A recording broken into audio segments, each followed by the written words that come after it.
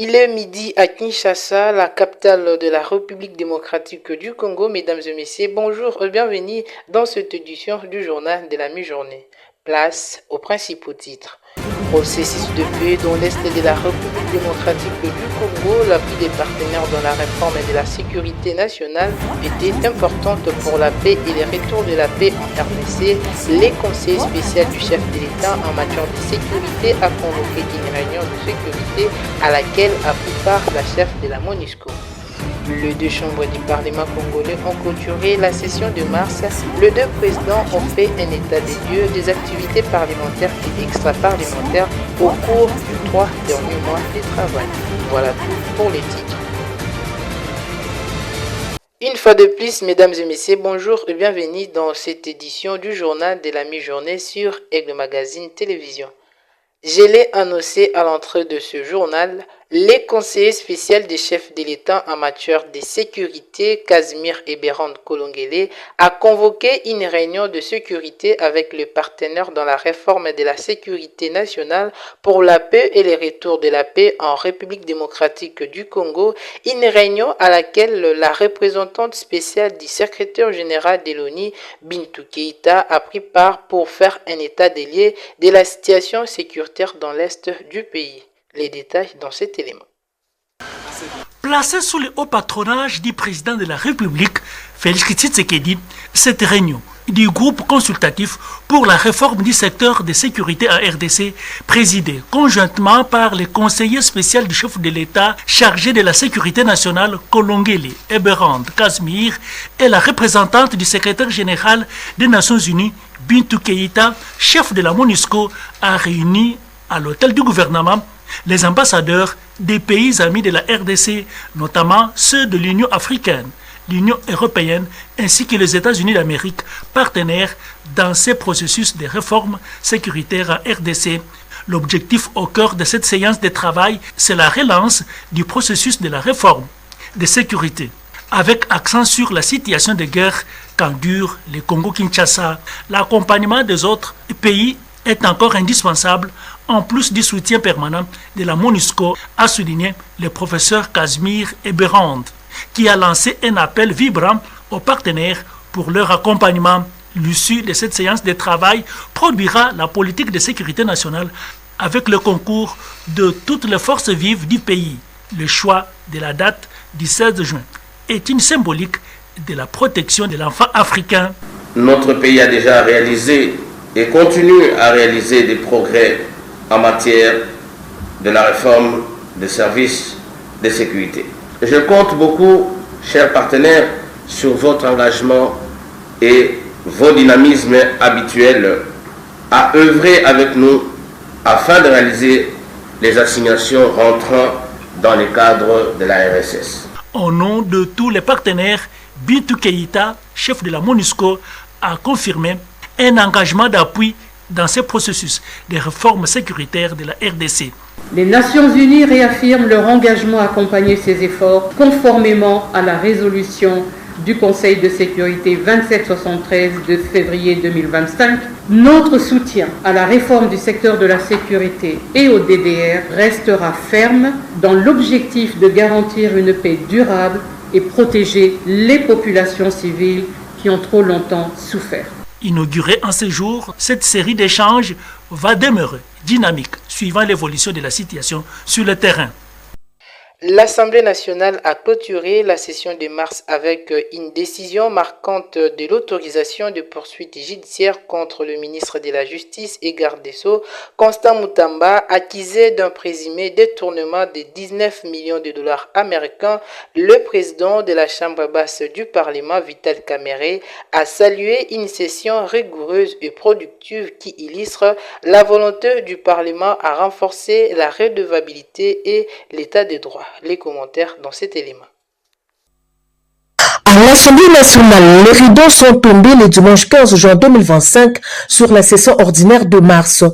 Une session marquée par une intense activité parlementaire avec à la clé plusieurs textes adoptés et des décisions fortes. Moment fort de cette plénière de clôture, l'autorisation de poursuite judiciaire contre le ministre d'État, ministre de la Justice et garde des Sceaux, Constant Moutamba. Sur 363 députés présents, 322 ont voté pour, 29 contre et 12 se sont abstenus, donnant ainsi suite au réquisitoire au procureur général près la Cour de cassation. La résolution a été lue par le rapporteur Jacques Joly dans une salle pleine à craquer. Il est autorisé la demande au fait de poursuite introduite par le procureur général près la Cour de cassation contre le ministre d'État, ministre de la Justice et garde des Sceaux, Constant Moutamba Tungunga. La présente résolution entre en vigueur à la date de son adoption par l'Assemblée plénière de l'Assemblée nationale. Avant cela, les élus ont adopté les rapports de la Commission économique, financière et contrôle budgétaire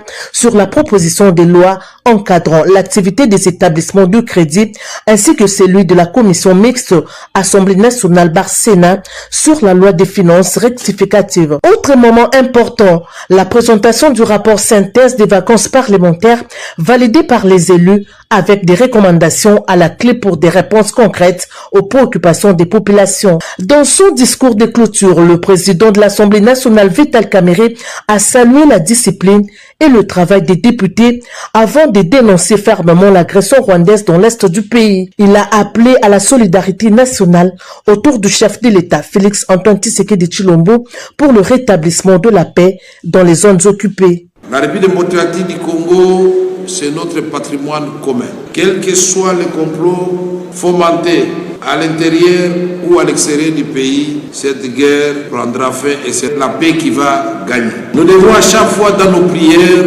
penser à ces populations qui traversent une véritable tragédie. Clôturant cette session, le speaker de la Chambre basse du Parlement s'est également félicité du rôle actif joué par la diplomatie parlementaire, porteuse de la voix du peuple congolais sur la scène internationale. Et puis au Sénat, la séance de clôture a été axée sur l'examen et l'adoption du projet de loi portant réhabilitation du gouvernement défendu par le vice-ministre de la Justice Samuel Mbemba Tanda. Dans son mot de clôture, le président du Sénat Jean-Michel Samalou Kondé a invité les sénateurs à soutenir les actions du chef de l'État Félix Tshisekedi dans le processus de paix en République démocratique du Congo. Suivez. Alors qu'il s'en va en vacances parlementaires, le Sénat a, au cours de son ultime séance plénière du 15 juin, dirigée par l'honorable président Jean-Michel Samal-Kondé Kenge, accordé au gouvernement de la République l'habilitation à prendre durant ses vacances parlementaires certaines mesures relevant normalement du domaine de la loi, notamment la ratification de certains accords et traités. Le vice-ministre de la Justice et garde des Sceaux Samuel Mbemba, qui a représenté les gouvernements pour solliciter cette habilitation présentée aux honorables sénateurs, l'économie du projet de loi relatif, en insistant sur l'urgence pour les pays à prendre certaines mesures des ratifications des accords et traités en vue de se mettre en adéquation avec les contextes internationaux. 76 membres ont pris part au vote, 75 membres ont voté oui, aucun membre n'a voté non, un membre a voté abstention. En conséquence, le Sénat vote après harmonisation le texte unique du projet de loi de finances rectificative de l'exercice 2025. Le Sénat vote le projet de loi portant mise en œuvre de la réforme de la police nationale congolaise pour la période allant de 2026 à 2030. Le Sénat vote le projet de loi portant habilitation du gouvernement. Ces textes seront envoyés à qui de droit pour promulgation. Et bien sûr, je ne peux que remercier les honorables sénateurs que vous êtes pour l'adoption de ces textes. Clôturant la session ordinaire de mars 2025, l'honorable président Samal Kondé a appelé ses collègues sénateurs en tant qu'émanation des provinces à soutenir les efforts du chef de l'État Félix Antoine Tshisekedi Tshilombo visant à ramener la paix durable dans les pays, surtout dans sa partie orientale en proie à l'agression rwandaise et ses supplétifs du M23 AFC. Il a réitéré l'appel à la communauté internationale à participer activement à cette recherche de la paix à travers les résolutions et sanctions dissuasives à l'encontre de certains acteurs du pays agresseur. Dans son allocution, le président du Sénat, Jean-Michel Samal-Kondé, a dressé un bilan satisfaisant des travaux de la session ordinaire de mars 2025 avec des initiatives, des lois, des auditions, des questions écrites et orales avec débat dans le cadre du contrôle parlementaire. Et puis, revenons sur les assises de la 20e édition de la DRC Mining Week. Les responsables du Centre d'expertise, d'évaluation et de certification des substances minérales précieuses et semi-précieuses, CSC, a réaffirmé son engagement en faveur d'une gestion transparente et performante des ressources minières en République démocratique du Congo. C'était à l'occasion de cette 20e édition de la DRC Mining qui s'est tenu à Lubumbashi. Les commentaires dans cet élément. Depuis son laboratoire de Moussampa à Kolwezi dans la province du Lualaba, le directeur général du CSC, Freddy Mwamba, est intervenu par visioconférence appelant les acteurs du secteur minier à venir constater par eux-mêmes les capacités analytiques de l'institution. Les laboratoires du CSC, installés à Moussampa à Kolwezi dans la province du Lualaba, est désormais opérationnel. Il répond aux standards internationaux d'analyse physico-chimique du minerai. Notre laboratoire remplit plusieurs missions, notamment il permet de faire respecter l'évaluation et la certification. Il permet de déterminer les caractéristiques du minerai tout en respectant les normes nationales, régionales et internationales. Ces laboratoires ultramodernes facilitent aux mineurs de connaître la composition de leurs minerais, a expliqué le directeur général Freddy Mwamba. Le CSC s'est engagé à faciliter davantage les démarches des opérateurs miniers. L'objectif, réduire les obstacles techniques, renforcer la traçabilité du minerai et améliorer la transparence dans un secteur stratégique pour l'économie congolaise. L'intervention du CSC dans cette édition du DRC Mining marque une étape importante dans la structuration du secteur minier congolais.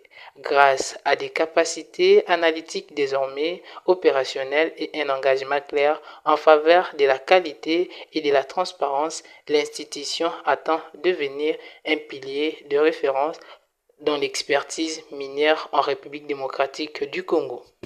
Toujours à l'occasion de cette 20e édition de la DRC Mining, Franck Fouamba a lancé un appel fort en faveur d'une meilleure protection des travailleurs et d'un engagement accru dans le développement du capital humain. Les précisions dans cet élément. Il a souligné que les ressources naturelles ne suffisent pas sans des travailleurs bien formés et protégés. Les fondateurs du groupe FKF Soft Press a appelé les syndicats à jouer pleinement leur rôle en défendant le droit des travailleurs plutôt que les intérêts des entreprises. Il a également interpellé les élus sur leur rôle dans l'élaboration et l'application effective de la législation, notamment en ce qui concerne les codes du travail. Autre point clé dans son intervention, la nécessité d'investir massivement dans la formation des jeunes Congolais. L'objectif, selon lui, réduire la dépendance vis-à-vis de la main-d'œuvre étrangère et renforcer l'ancrage local du développement minier. Par ailleurs, Franck Fouamba a recommandé un suivi rigoureux des actions des syndicats et des élus, ainsi qu'une évaluation de l'impact des programmes de formation sur l'emploi local. Et puis, nous allons prendre cette information au-delà de nos frontières. La guerre entre l'Israël et l'Iran a atteint un chemin de non-retour, soit une guerre nucléaire qui risque d'éclater au petit matin. La Corée du Nord menace les États-Unis d'Amérique de ne pas intervenir dans cette guerre qui oppose l'Israël contre l'Iran. Suivez. Après 4 nuits de bombardement, bon nombre d'habitants de Téhéran ont pris la direction de l'Ouest. Quelques heures avant, ils étaient des millions devant leur écran. Et en guise d'information sur la chaîne d'État, ils ont assisté en direct à cette scène.